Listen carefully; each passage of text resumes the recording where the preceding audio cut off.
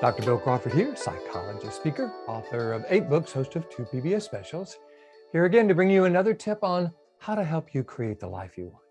Specifically, how to use my life from the top of the mind philosophy to bring more clarity, confidence, creativity into everything you do.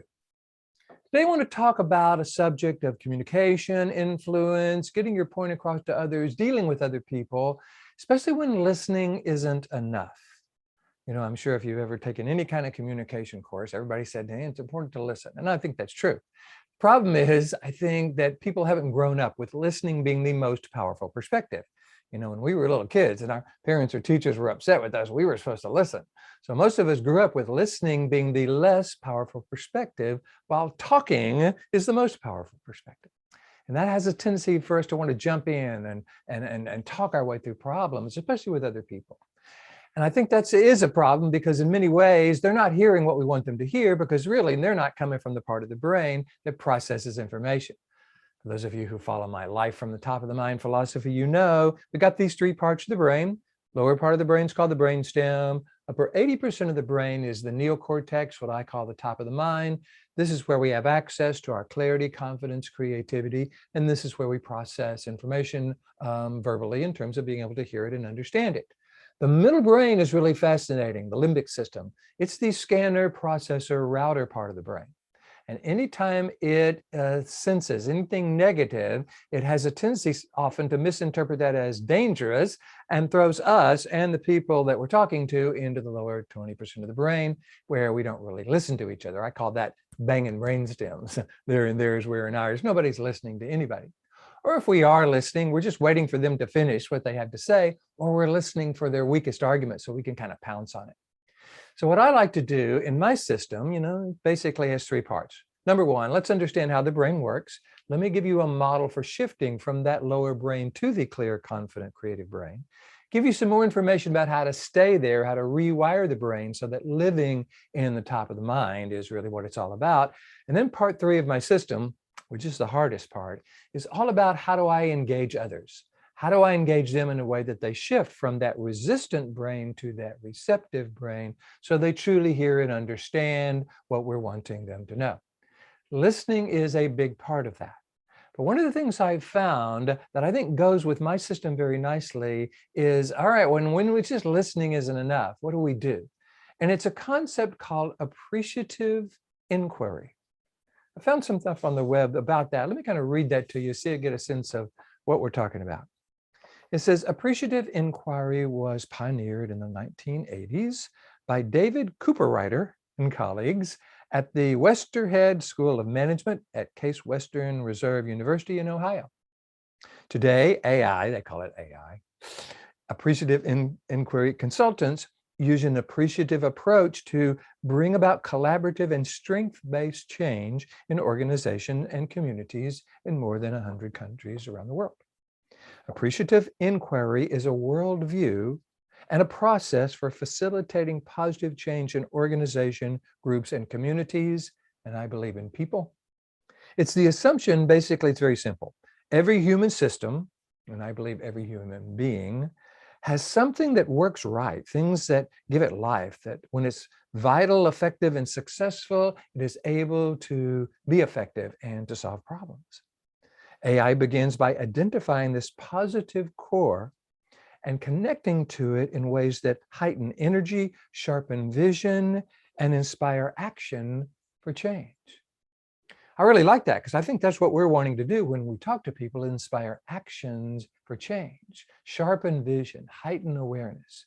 Unfortunately, I think what we have a tendency to do, especially when people disagree with us or when we're trying to get them to stop some negative behavior, we have a tendency to try to convince them of what they're doing wrong or what they should be doing differently.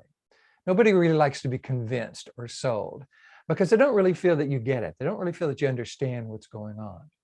So in my system, it's basically a 6-step process. Number 1, we've got to make sure we're bringing our best to the situation. So clear, confident, creative, compassionate. So we're not going into the conversation worried or frustrated or angry or annoyed or even neutral. We're going in there with a sense of purpose in terms of who we are and taking 100% responsibility for staying in this top of the mind perspective, no matter what they say, no matter what they do.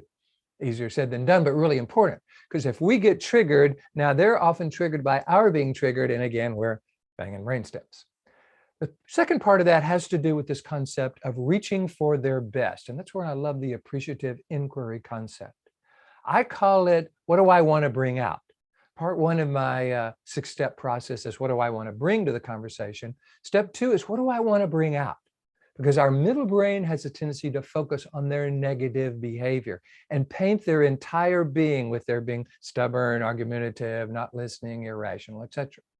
But when all we see is their negative behavior and try to convince them to stop that or change that, they hear that as criticism and nobody gets anywhere.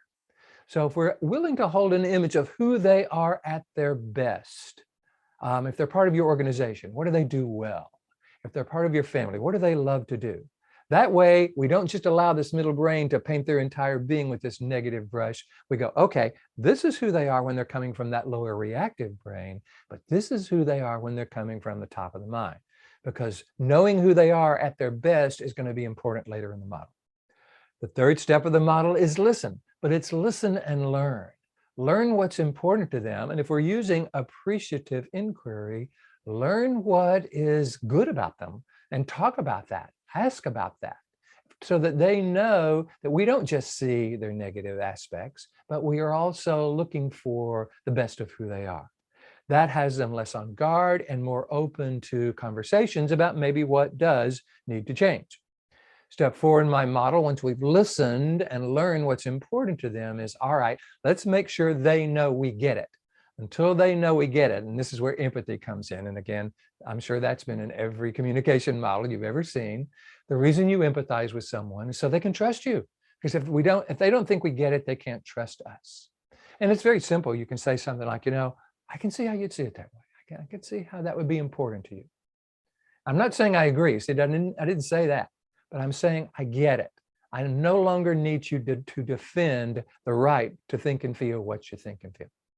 Step 5 in the model is really where you get them to shift, if what you're wanting to do is get them to shift from the resistant brain to the receptive brain.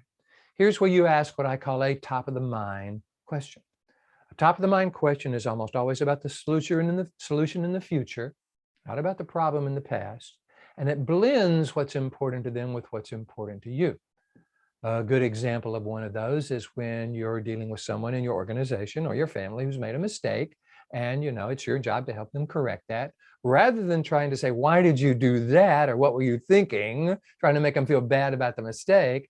The question I love is, okay, I'm curious, knowing what you know now, how would you do that differently in the future? Knowing what you know now, how would you do that differently in the future? Because most people say, well, gosh, I guess I'd do more of this or less of this. But now we're talking about the solution. And they're bringing some learning, what they've learned when they made the mistake, to the conversation. Step 6 in my model is problem solving. But you don't go to problem solving until they've shifted from the resistant brain to the receptive brain. What I think is really powerful here is this concept of bringing in appreciative inquiry to the concept of reaching for their best and asking about that, so that they know that we know who they are at their best and appreciate that. Then when we can we can say, okay, tell me what your concern is. What's important to you here? They tell us, we say, yep, I can see how you'd see it that way. And I'm curious, in the future, what if, when we're talking about the future and we're talking about their success and we're blending what's important to them with what's important to us, we're doing more than just listen. We're doing more than just empathizing. We're really bringing out their best. I call it reaching for the top of the mind, and then partnering with that part of them to form and craft a solution that they are now motivated to move toward. It's not designed to kind of solve all the problems in the world or never have another conversation about that. It's designed to open them up to change, increase that sharpness of that vision so that they see the value of change for them and are then willing to move in that direction. Easier said than done, as you might imagine. So if you want me to come and kind of teach this to your leadership team, your organization, so that people are really engaging each other in a way that the person who's being engaged feels appreciated and understood, and the person who's doing the engaging feels like, okay, we are moving towards some sort of solution in the future that they are willing to agree with. This is what I do. I get to go around the world teaching people how to access the best of who they are by coming from the top of the mind, how to rewire the brain in a relatively short amount of time, and then how to deal with difficult people, people who are coming from that lower brain. How do you get them to shift from the resistant brain to the receptive brain? If this is something you'd like me to do in your organization, all you got to do is go to my website, Bill Crawford, Ph.D.com, hit the contact button, let me know what you're interested in. Love to talk about that. By the way, if you're liking the videos, please hit the like button. You know how Facebook and YouTube and Pinterest and LinkedIn, love it when you like it. Feel free to follow me on all the social medias. I try to post one of these each week. So until next time, here's to you bringing more clarity, confidence, creativity into everything you do. And I look forward to seeing you in the future.